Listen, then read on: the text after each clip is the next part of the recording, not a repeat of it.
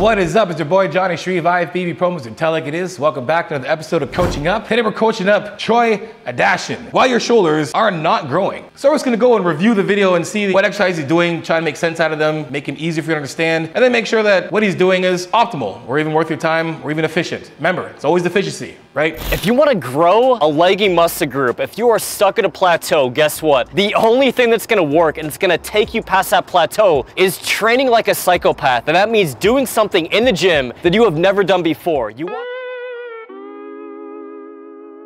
I'm gonna break you guys down super simple for you guys to understand this. And I want you guys literally, I want everyone who's watching this video right now to get Google tab open or whatever, and let's just research some shit really quick. I know Google, whatever, just look it up. Anyway, so you guys understand, this is not how plateaus are broken. Understanding a plateau, put it this way, very easy. Your muscles get pretty used to eccentric loads in a couple weeks. Let's just take, for instance, I've never done 10 pounds in my life bicep curls, and I decided to do 10 reps.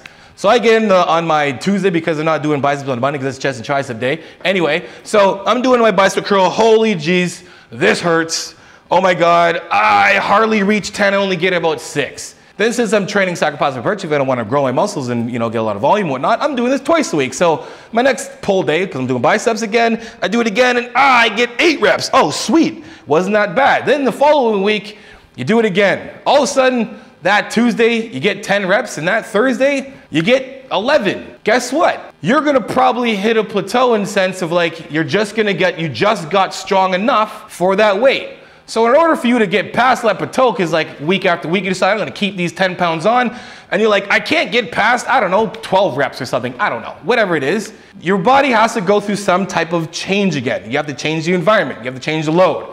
So when you change something, progressive overload, you'll basically get your body forcing it to have to adapt to doing another load again. Your body's just not gonna continue to get stronger and stronger by just doing the same thing, and all of a sudden you're like, get stronger, intensity, psychopath, and all of a sudden you pass the plateau. No, you have to challenge it with another load, right? It doesn't necessarily even have to be a completely different exercise. It can be the exact same exercise, the exact same anything, and just change the weight.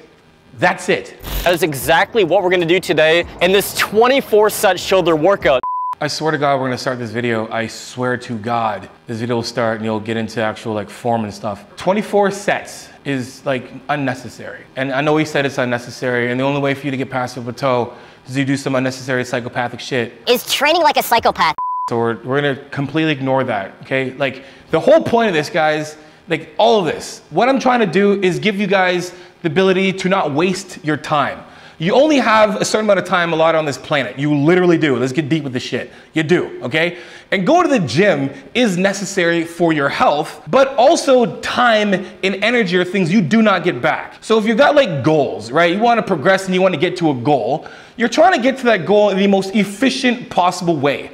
The only kind of goals we get in life where we kind of like veer off going left and right and all the other shit is basically growing up because we don't have a playbook. We don't have a playbook for life. You just learn on the way, and then hopefully by the time you get old enough, you learn not to make the same mistakes and your path gets a little straighter. But that's not life. But we're not talking about life, we're talking about training, which is kind of similar, but either way, what we're trying to do is give yourself the most efficient amount of time in the gym, efficient moving, efficient training. It's basically it. 24 sets is not necessary whatsoever. It's a shoulder workout. Like, you do shoulders in 3 other days. You do them on chest days, you do them back days, you're probably doing them on any days, basically your shoulders are working. So you don't need 24 damn sets. All right, let's get into a workout here. I swear, it's only a 6-minute video I'm recording here, I'm reviewing, it's gonna be about an hour.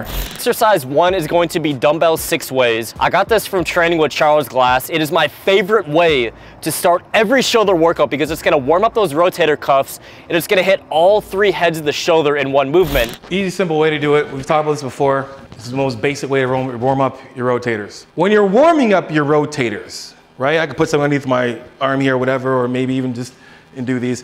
When we're warming up our rotators, we're warming them up. We're opening them up. That set looked like a hard set. We're not trying to annihilate our rotator, we're just trying to warm them up, get them primed to be able to go through the proper range of motion of the movements. That is not necessary. So your front delt helps with shoulder adduction, just helps with the chest as well too. It also helps with shoulder flexion, right? Then lateral adduction, right, with the shoulders, adduction, away, that's what it does, right? The pressing part of that, overhead. When we're doing presses, again, we're getting good amount of gravity, doing overhead press. So when we're doing this movement, and again, we're just talking about like just doing it, making sure you're doing something that's like efficient. This movement is good. The combined movement, I do this in a 3-motion lateral raise. We have this, which is a combination of that. So this is good. All these are good. This to this. There's nothing wrong with it. Again, there's nothing wrong with doing this at all. You want to do it, you go right ahead. But it's not efficient and not necessary. So from here to here, I don't mind. From here to here, this is old school. There's no load to like here, right? There's no load. The greatest load is here. That's why when you're doing lateral raises, we do them to here. Front raises, we do them to here. We don't have to come all the way up because at that point we're just like swinging. And if you're gonna go that high anyway, just do a kettlebell swing, and even that is not shoulders, right? So let's just make it easy for you guys. Again, when we're doing this, if you're gonna do 2 parts of anything, make sure you get the actual first movement properly down in the first place. So when we're doing lateral raises, again to the side, a little bit out to the side, 45-degree angle. If you want to bring it in, that's completely fine too, but this part of it is unnecessary. You can just do this, out here, in and down, and then here, out and down. That actually makes a little bit more sense because you're kind of doing what the shoulders do in the first place. Again, when we're doing the adduction move this way, they're not getting much help from your anterior delt and your chest. Yes, it's helping to pull in, but the load is going this way gravity-wise, so a lot more of the anterior delt is being worked this way. Does that make any sense? Right? This part is great. This part is great. This part isn't necessary, and you don't need to do this.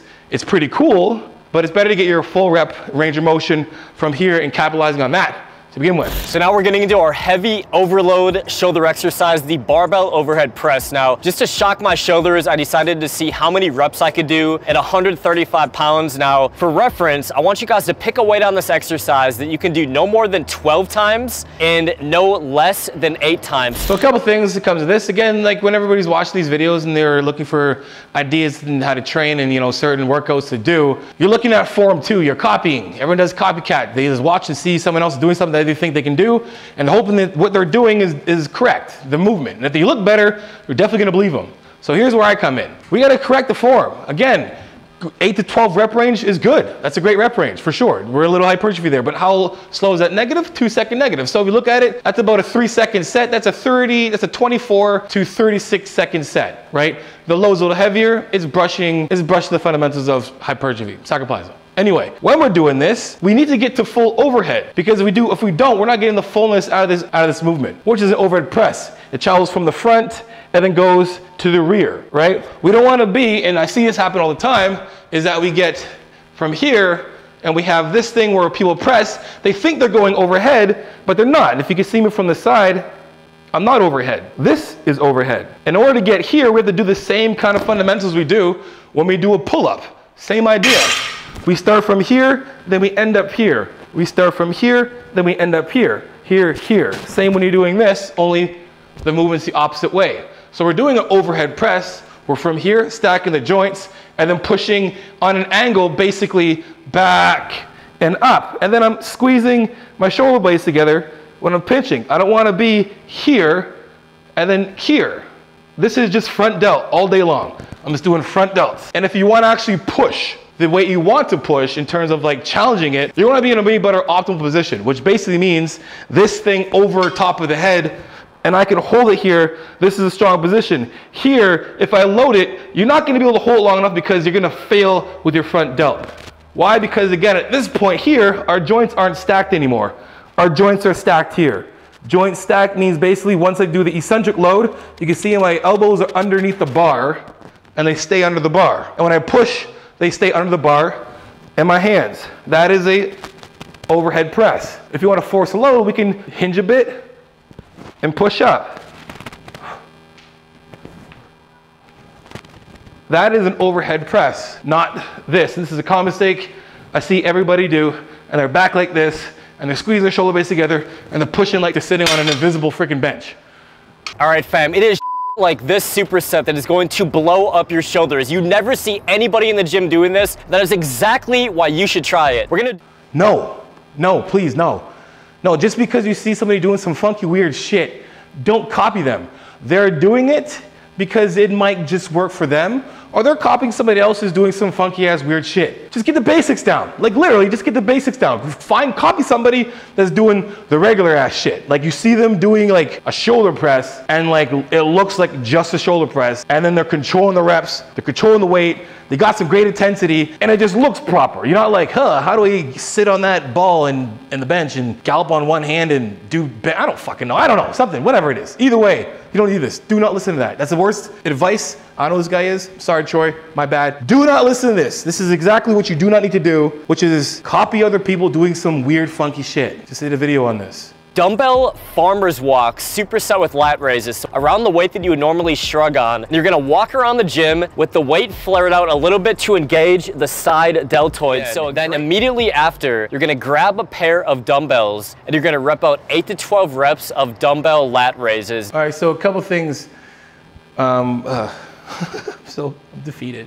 We just looked at him do his superset, and the way I want your supersets to look is 2 separate exercises. Like it shouldn't look like you just came from one exercise to the next and your biggest indicator is how sloppy your form just got. You superset to be able to still achieve the same exercise in terms of the full range of motion. Farmer carry from this, like what do you think is gonna take over immediately the second your shoulders get tired? Your traps. Your traps. It's a trap workout. Farmer carry is a trap and a grip workout. That's what it is. It's gonna give your shoulders a little bit of a burn like when you're holding it this way, but eventually your trap's gonna take over just like when you're watching the video. His traps were flared out like this when he was walking. So is it necessary to do farmer carry? It's not. It is not necessary at all. If you're doing strongman stuff, you gotta carry, you gotta do that farmer carry, go ahead and do it. I'm not saying you don't have to do it. I'm not saying it's wrong, you just don't have to do it. What you can do, and you just heard him say, make sure your set lasts about 30 seconds. Well, why not just do the lateral raises for 30 seconds and then do a drop set of lateral raises? I don't know. Anyway, so standing lateral raises. Again, we're doing this. He did a superset, and then we have lateral raises that look like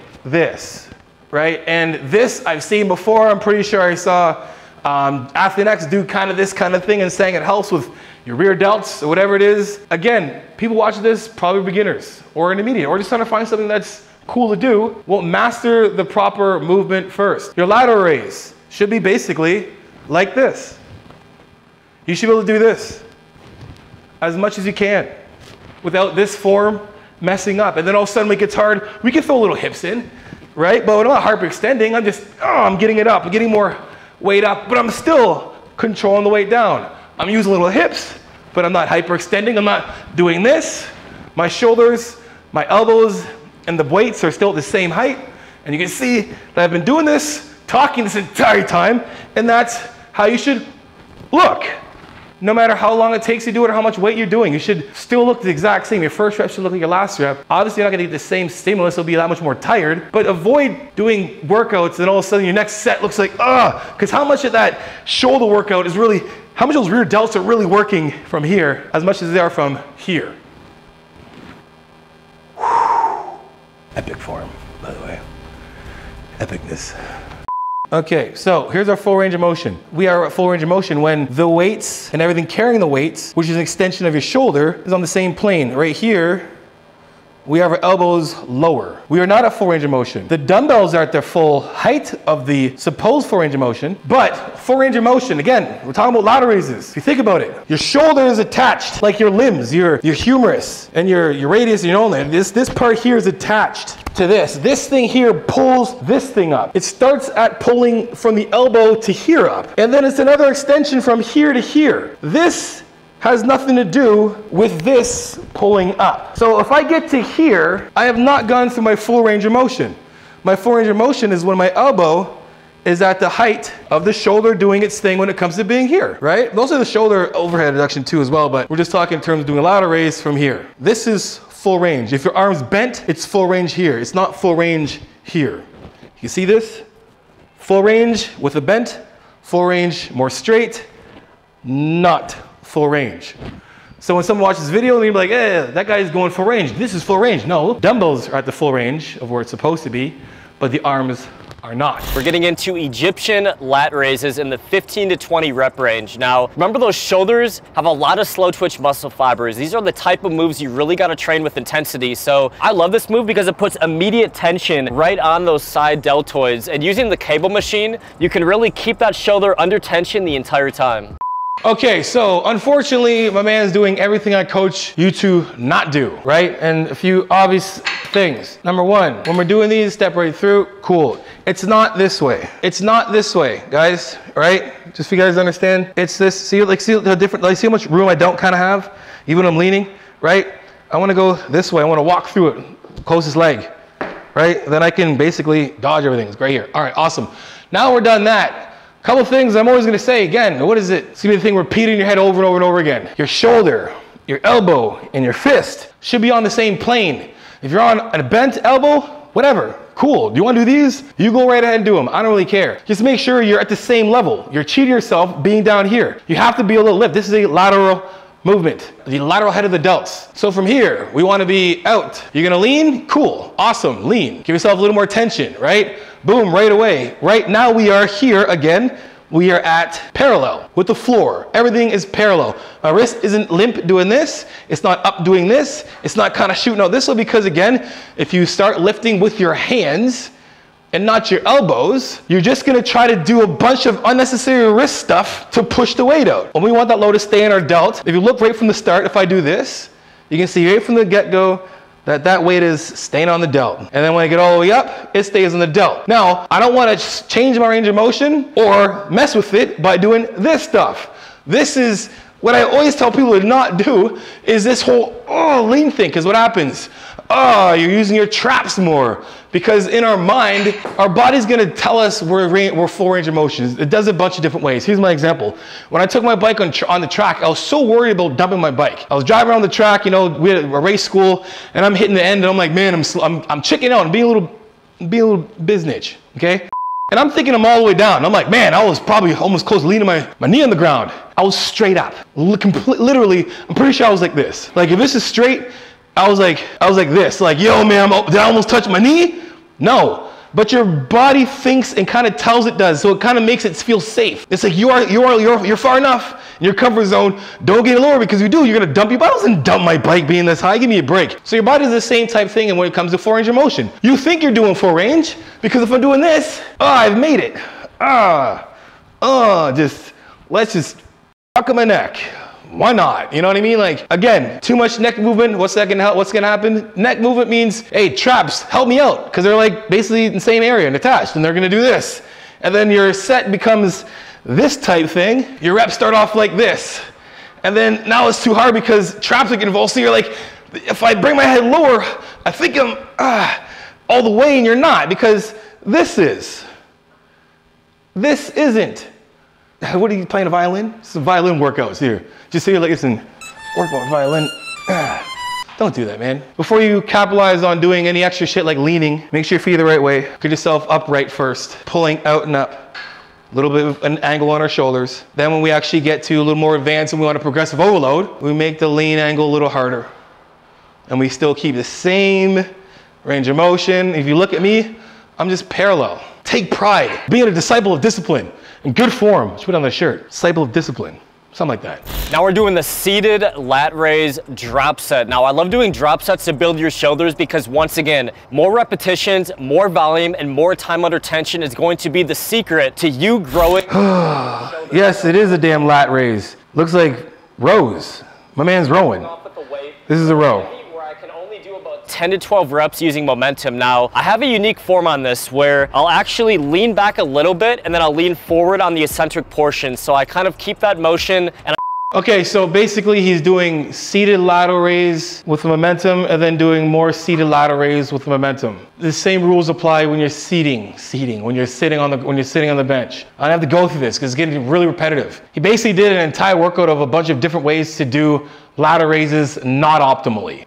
I'm just being honest, like literally just being honest. He could have done, I don't know, a heavy push set, maybe 3 hard sets, and then did lateral raise, front raise, rear delt raise, and been good. And then challenge the load. Trust me, just try this, literally. 4 exercises. We have overhead, we have some type of a machine press. I don't care what everyone would choose, machine press. Then we have lateral raises, and then we have rear delt raises, and then we have, let's just throw in some face pulls just because people really don't train their back as much as they should. Do 2 hard sets of each of those. I'm talking however many warm-ups that you need to do, that's fine, those don't count. We're talking 2 hard sets for each of those exercises, and I want you to do at least 30 to 45 second set. And if in that set you can do more than 45 seconds, increase the weight until you get to a point when you're doing the actual set and you get to that 30, those 15 more seconds feels like absolute hell, but you can control the rep the entire time. That's gonna be the game you play with yourself.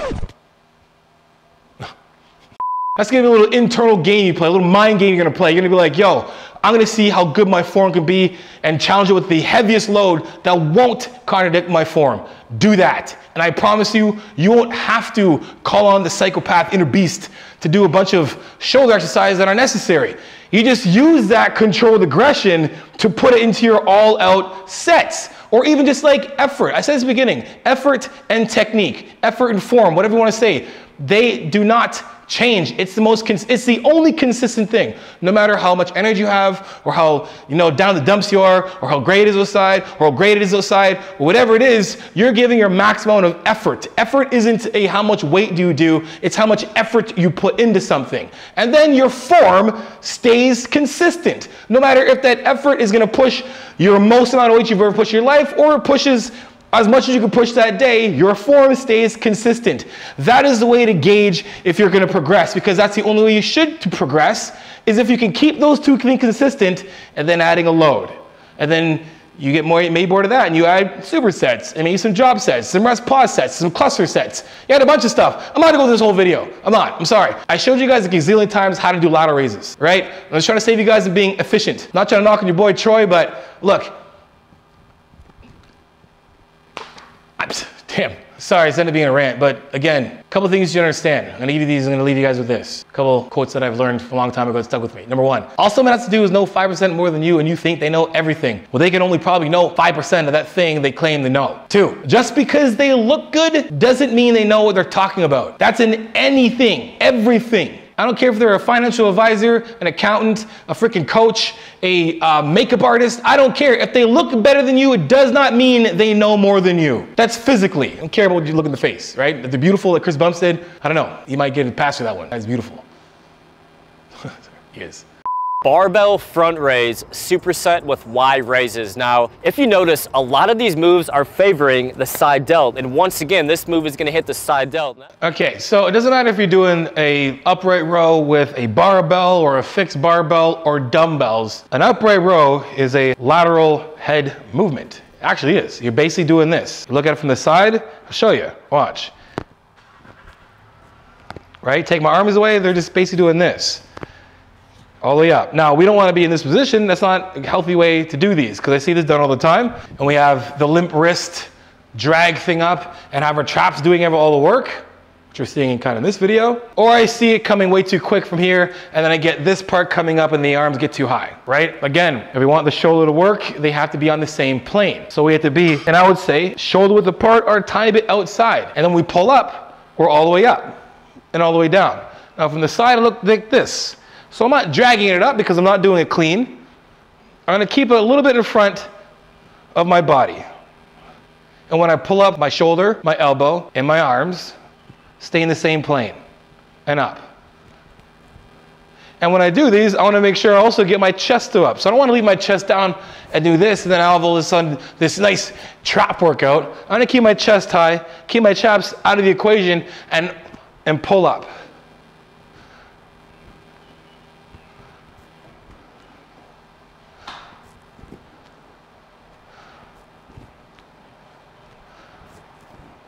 And that is it, guys. Hope you guys enjoyed that video, guys. If you did, make sure you guys like, subscribe, and share. You know, I'm gonna come with that tell like it is, transparent, vulnerable truth. For coaching, johnnishue.com. If you want to know more about my coaching, book yourself a 50 to 30-minute consult. At the end of the consult, I deduct it off any package that you pick. Also, guys, see the description below with those discount codes or promo codes that will save your life or change your life for the better. And guys, I'm on Instagram and TikTok. Some of your progress pics, your training pics, and your video clips. Now I'll repost it for you. Because you know what it is? Iron sharpens iron. Progressive overload your life. In the meantime, keep dream chasing. Peace.